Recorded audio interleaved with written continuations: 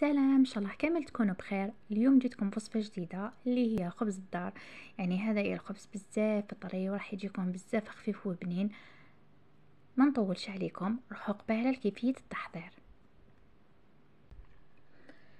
اول حاجه نحط لهنا في الغيسيبيون كاس تاع حليب يكون دافي، غرفه كبيره خميره الخبز وغرفه كبيره سكر. نخلطهم لهنايا مليح بالفوي، من بعد نخليهم يتفاعلوا، نخليهم حوالي 5 دقائق. نغطي عليها ومن بعد ما تفاعلت نضيف لهنا غرفة صغيرة تاع الملح، ربع كاس زيت، ونزيد نضيف السعنوج ونضيف الفارينة. اول مرحلة نخلطها مليح هكذايا بالفوي، من بعد نكمل نجمعها بيدي واش نخليها شوية متلصقة ونغطيها ونخليها تخمر حوالي ساعة الا ربع، 45 دقيقة. هايليك بعد ما خمرت عندي هذايا البلا، قلت له انايا دهنته بالزيت، نحط العجين فيه نسقمه كامل.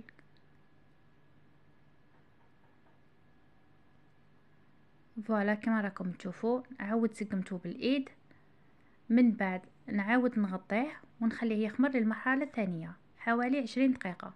هاوليك بعد ما خمر الان حندهنه بصفار حبه بيض، كنت ضفت لها شويه تاع الخل باش تنحي لها هذيك ريحه الصفار. ندهن السطح كامل